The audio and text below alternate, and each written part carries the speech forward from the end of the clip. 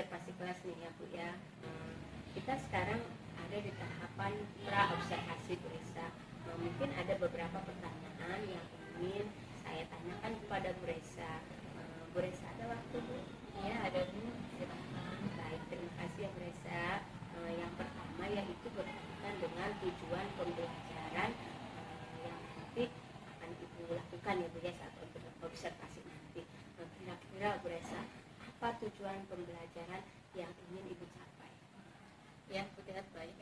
Tujuan pembelajaran yang ingin saya capai ada 3 tujuan pembelajaran. Yang pertama, peserta didik diharapkan dapat menjelaskan proses siklus makhluk hidup. Dan yang kedua, saya harapkan peserta didik dapat membandingkan siklus makhluk hidup, yaitu manusia, tumbuhan, dan hewan. Dan yang ketiga, yang saya harapkan peserta didik dapat membuat skema siklus makhluk hidup. Berarti itu tujuan pembelajaran ya Bu ya, yang nanti Ibu ingin capai. Bagaimana dengan area pengembangan yang ingin Ibu capai atau ingin Ibu lakukan saat observasi nanti? Area pengembangannya seperti apa? Area pengembangannya ya Bu ya. Jadi area pengembangan yang ingin saya capai itu di area keterampilannya Bu. Nah, di area keterampilan ini di mana nanti siswa dapat mampu membuat skema siklus makhluk hidup. Nanti anak-anak mendiskusikan dan mempresentasikannya di depan supaya anak-anak berani. Jadi area keterampilan yang ingin Ibu kembangkan ya Bu ya, anak mampu membuat skema siklus makhluk hidup dan berani maju ke depan untuk mempresentasikannya ya Bu ya. Dan mungkin saat kegiatan diskusi nanti saat anak maju juga anak belajar menghargai jika ada temannya yang maju, yang lain memperhatikan. Saya ingin mendengar nih Bu Resa nih, bagaimana rancangan pembelajaran yang ingin Ibu tampilkan di dalam kelas, misalnya strategi pembelajarannya atau model pembelajarannya atau misalkan metode pembelajarannya seperti apa Bu? Jadi metode atau strategi pembelajaran yang ingin saya gunakan adalah pembelajaran diferensiasi. Nah, di mana sesuai dengan kesiapan belajar siswa. Nah, lihat ya. Terus yang diintegrasikan dengan pembelajaran sosial additionalnya. Terus kemudian saya juga melakukan pembelajaran kelompok di mana ada kelompok audio, terus visual dan kinestetik. Nah, di dalam kelompok tersebut juga saya menggunakan model pembelajaran yaitu model PBL ya, Problem Based Learning. Untuk metodenya itu yang saya gunakan adalah diskusi, kelompok, presentasi, dan penugasan. Oke, baik Ibu. Jadi rencana yang nanti Bu Resa akan lakukan gitu ya Bu ya, di dalam kelas itu pembelajaran berdiferensiasi ya Bu ya, yang diintegrasikan dengan pembelajaran sosial emosional gitu ya Bu. Metode yang digunakan PBL atau Problem Based Learning, dan apa sih metodenya dengan diskusi kelompok ya Bu ya. Kira-kira nih Bu, kapan Ibu akan melakukan kegiatan pembelajaran tersebut, hari apa, dan mungkin jam berapa? Kegiatan yang insya Allah yang akan saya laksanakan itu paling pas di kelas 3 itu hari Jumat. Pembelajarannya itu 2 JP, 2 jam pelajaran dari pukul 8 dimulai sampai pukul 9:10 menit. Oke Ibu, berarti dilakukan pada hari Jumat ya Bu ya, dan mungkin jam 8 nanti akan mulai. Di saat hari Jumat itu nanti saya akan datang Bu ya, untuk melihat observasi yang pembelajaran yang Ibu lakukan dan mencatat hal-hal apa saja yang ada di dalam kelas Ibu ya Bu ya. Semoga observasi atau pembelajarannya berjalan dengan lancar sesuai dengan yang Ibu akan lakukan atau aspek yang Ibu akan kembangkan nanti ya Bu ya. Sebelum kita akhiri Bu Resa, apa yang Ibu dapatkan dari percakapan kita hari ini? Alhamdulillah, yang saya dapatkan setelah saya melakukan percakapan dengan Bu Sutihat, saya jadi mendapatkan gambaran apa yang harus saya lakukan ketika nanti saya melakukan observasi. Oke, berarti ada gambaran ya Bu ya, setelah berbincang-bincang hari ini, dan berarti apa saja yang harus dipersiapkan barangkali ya Bu ya untuk pelaksanaan observasi Jumat depan itu. Baik Bu Resa, terima kasih banyak. Assalamualaikum warahmatullahi wabarakatuh. Waalaikumsalam warahmatullahi wabarakatuh.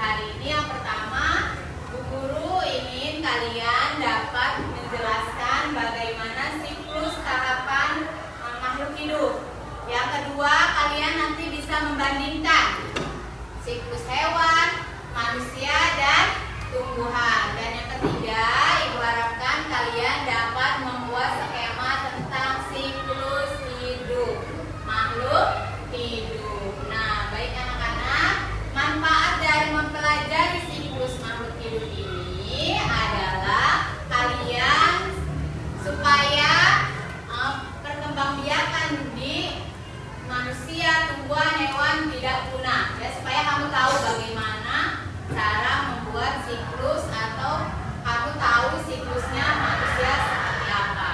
Ya, paham? Paham sini. Ada yang tahu apa itu siklus? Ada yang tahu apa itu siklus? Siklus adalah perputaran yang terus berulang. Ya, contohnya di siklus manusia. Kamu sebelum jadi anak-anak jadi apa dulu? Jadi apa dulu? Embrio. Apa sih embrio? Sel yang masuk ke dalam rahim. Setelah jadi embrio, kamu jadi apa? Jadi janin. Ya, setelah janin jadi bayi. Setelah bayi anak-anak. Setelah anak-anak remaja. Setelah remaja dewasa. Setelah dewasa lansia. Setelah lansia ya meninggal dunia. Dari perputaran itu namanya itu siklus. Nah, Bu Guru di sini punya siklus manusia. Nah, nih siklus manusia. Tadi janin. Nah, sekarang ini dimulai dari anak bayi ya. Dimulai dari bayi. Terus bayi menjadi anak-anak. Setelah anak-anak menjadi remaja. Setelah remaja menjadi dewasa. Setelah dewasa menjadi ini lansia. Ini adalah siklus manusia. Siklus itu terus berputar. Ya, itu namanya siklus. Buat apa sih siklus? Itu adalah perkembangbiakan. Apa itu perkembangbiakan? Ibu kamu berkembang biak dengan cara melahirkan anak, ya. Itu namanya berkembang biak terus supaya tidak punah. Manusia tidak punah, terus berkembang biak. Nah, yang kedua, Guru punya ini. Ini adalah siklus apa ini? Siklus apa ini? Siklus kupu-kupu atau hewan kupu-kupu. Nah, kupu-kupu itu berasalnya dari mana dulu? Dari mana dulu? Telur, terus ulat, terus jadi siklus kupu-kupu. Telur-telur, ulat-ulat, kembang-kembang, kupu-kupu. Pintar, itu adalah siklus hewan. Nah, yang ketiga adalah siklus tumbuhan. Nah, ini adalah siklus hidup tumbuhan. Tumbuhan apa ini? Ada yang tahu nggak tumbuhan apa ini? Tumbuhan tomat. Buah tomat. Nah, buah tomat ini dari tadinya buah, bijinya diambil jadi benih. Terus lanjut benih akan menjadi tumbuh, akar, dan tunas. Setelah tumbuh, akar, dan tunas menjadi tumbuhan muda. Setelah tumbuhan muda menjadi bunga.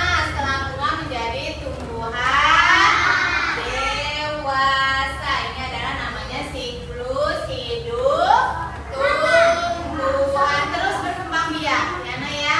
Terus berkembang biak. Oke, hari ini Guru ada tugas yaitu tentang siklus hidup. Ya, berkelompok. Sudah dibagi kelompoknya? Sudah dibagi kelompok? Ya, mana yang kelompok visual? Auditor? Kinestetik? Sudah dibagi ya Nak ya. Sudah dibagi kelompok. Nah, sekarang Guru akan membagikan tentang siklus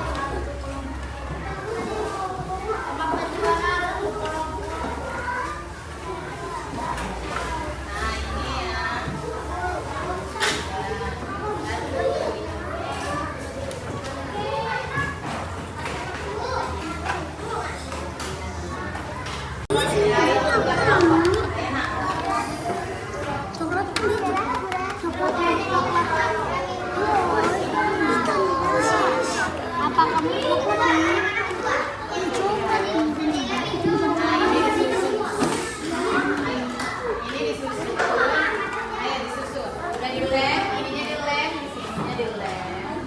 Kenapa nggak bisa Nah, gua? ini dilem, dilem. Nanti ya, Rasanya nggak pernah motong kayak gitu aja. Tuh, pakai gunting.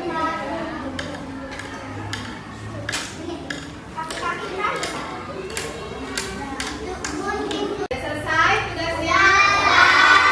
Kita presentasikan ya dari kelas audio dulu boleh. Ayo Bilal, maju ke depan.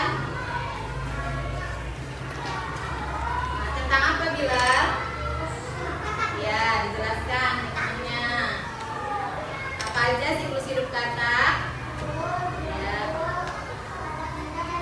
Ya, tepuk tangan. Nah, baik. Visual. Ya, kelompok visual. Nadia. Visual ada. Nah, Nadia tentang siklus apa? Siklus apa yang pesan? Siklus hidup. Ya, jelaskan.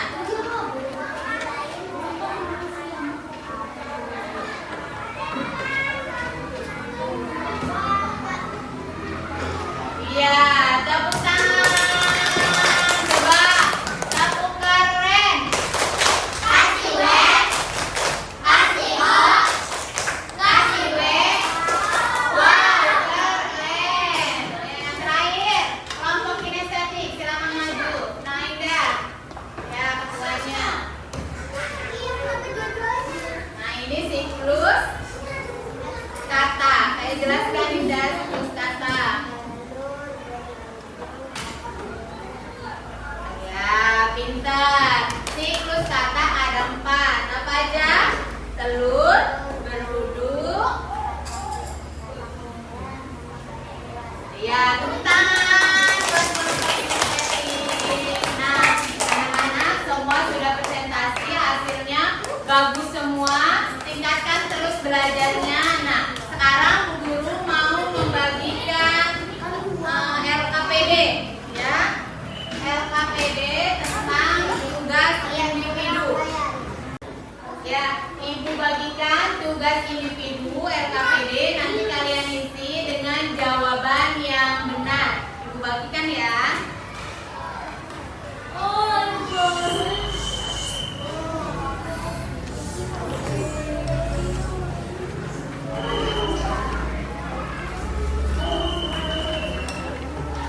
Kerjakan ya.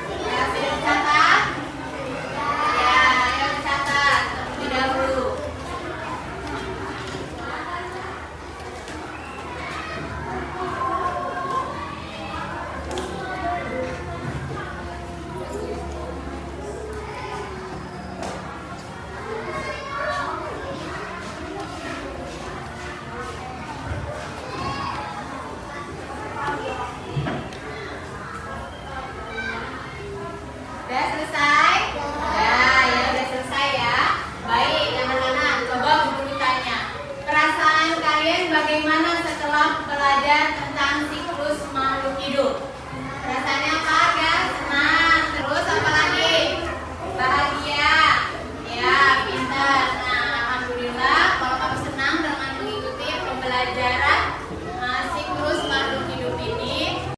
Baik anak-anak, siklus hidup itu adalah perputaran yang terus berputar seperti halnya berkembang biak ya. Terus berkembang biak, manusia berkembang biak, hewan berkembang biak, dan anak-anak pelajaran untuk minggu depan kita akan belajar tentang hidup bersama dengan makhluk hidup. Nah, pesan moral untuk pembelajaran hari ini, belajar dengan sungguh-sungguh, belajar dengan giat baik di sekolah maupun di rumah. Nah, sebelum kita pulang hari ini kita berdoa terlebih dahulu ya, supaya kita selamat sampai ke rumah bertemu dengan orang tua. Ananda Yusuf, tolong siapkan berdoa pulang.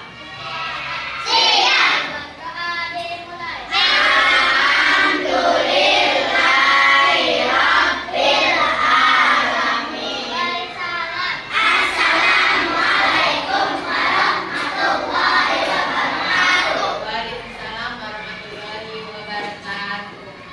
Assalamualaikum warahmatullahi wabarakatuh. Perkenalkan, nama saya Suprihat dari UPT SDN 21. Saya CGP angkatan 10 dari Kabupaten Serang. Hari ini saya akan mempraktekkan praktek coaching pasca observasi, dan hari ini saya ditemani oleh rekan sejawat saya Ibu Resa Mariana SPD dan Ibu PP saya Ibu Siti Nurhasia. Terima kasih. Baik, Bu Resa. Assalamualaikum Bu Resa. Gimana kabarnya Bu Resa hari ini? Alhamdulillah baik. Ibu baik? Alhamdulillah saya juga baik. Baik Bu Resa, kali ini kita sudah berada di tahap ketiga ya Bu ya. Kemarin kan kita sudah melakukan tahap praobservasi, kemudian kemarin juga kita sudah melakukan observasi kelas, dan sekarang kita berada di tahap pasca observasi ya Bu Resa ya. Mungkin ada beberapa pertanyaan yang ingin saya sampaikan ke Bu Resa gitu.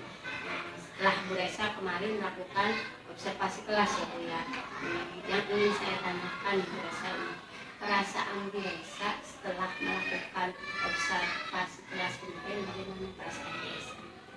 Jadi perasaan saya Bu setelah melakukan observasi kemarin di kelas, saya merasa sangat bahagia, terus lega juga karena pembelajaran yang saya lakukan pada tahap observasi kemarin berjalan dengan baik.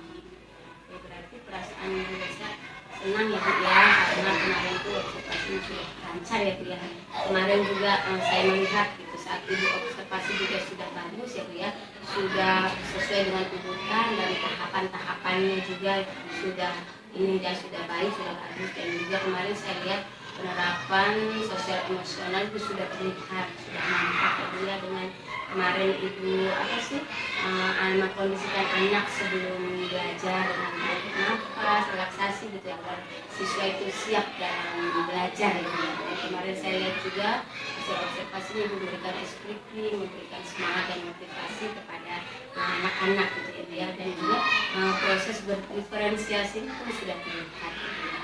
Itu hasil observasi saya kemarin.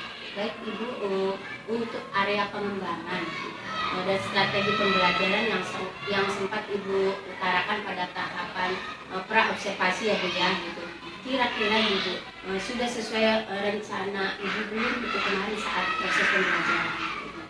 Saat proses pembelajaran observasi kemarin, alhamdulillah itu sesuai dengan rencana ya Bu ya. Jadi tahapan-tahapan itu saya lalui dari tahapan pendahuluan, terus inti, kegiatan, dan terus sudah berjalan dengan baik. Berarti pembelajaran itu sudah berjalan dengan baik, sesuai yang Ibu aspek-aspek apa saja gitu ya Bu ya. Oke, baik Bu Resa, yang saya tanya tuh, yang hambatan apa gitu yang ada saat kemarin saat Ibu observasi di kelas, hambatannya apa saja? hambatan yang saya hadapi saat saya observasi itu tuh karena saya mengajarnya anak kelas 3 ya.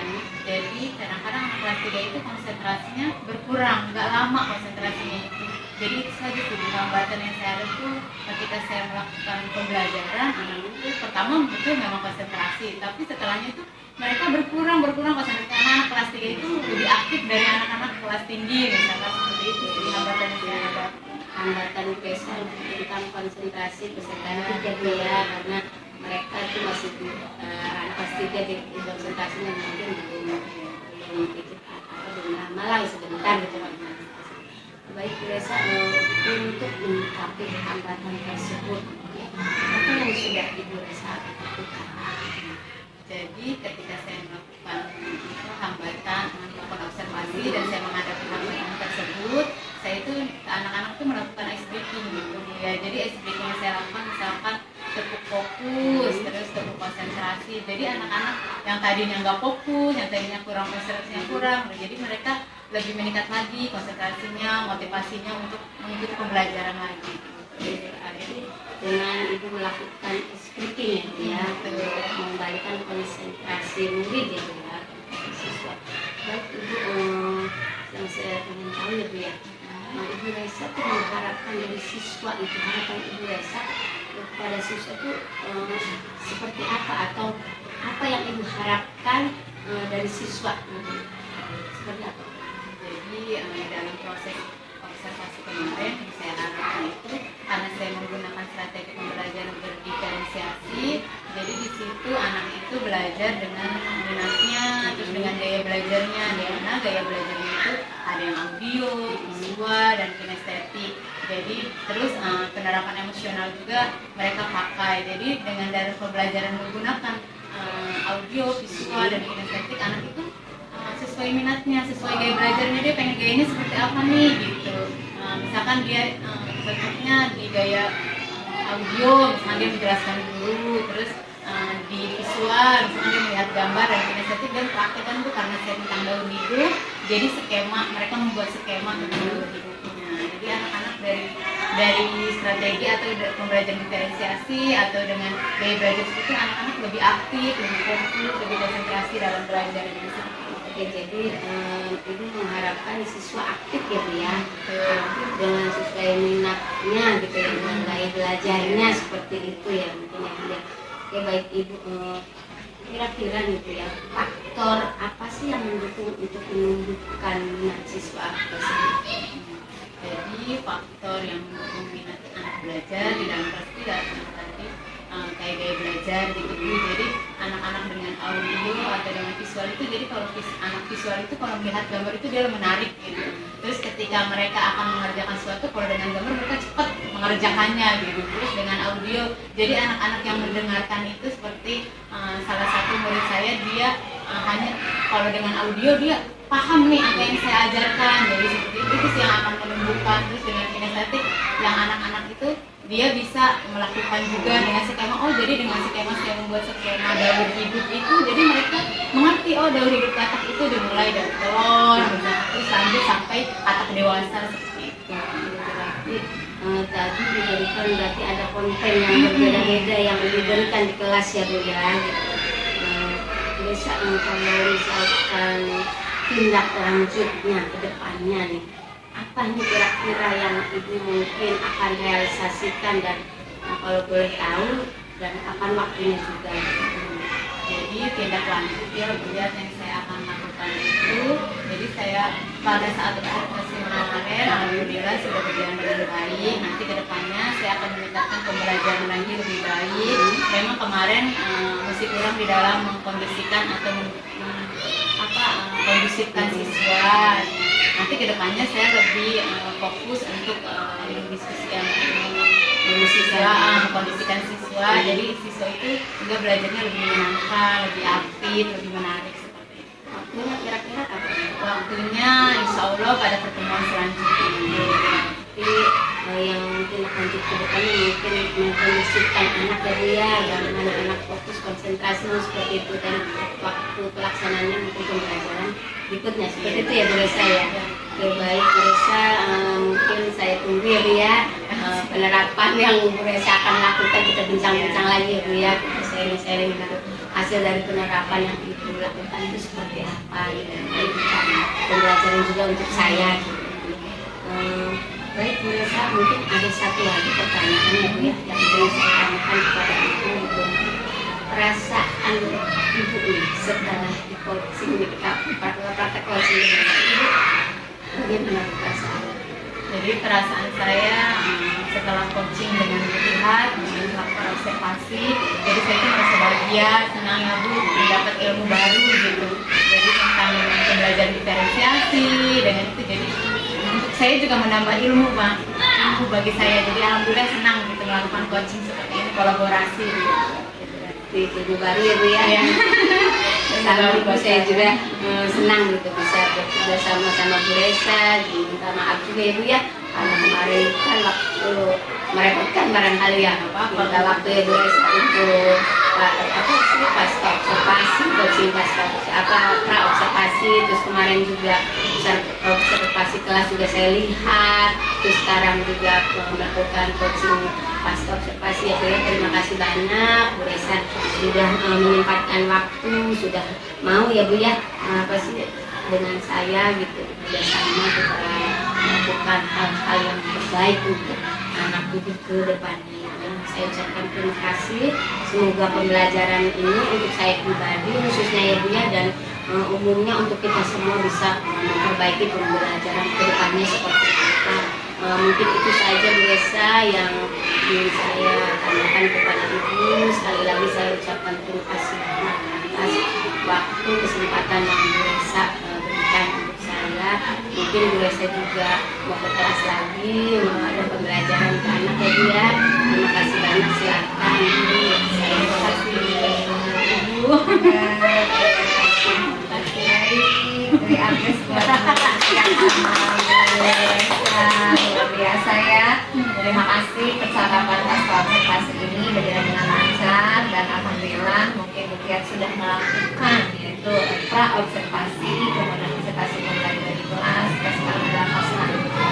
Di pasca ini tadi Siti melihat ya dengan percakapan antara coach dan coachee. Coach Butihat, coachee adalah Bu Reza.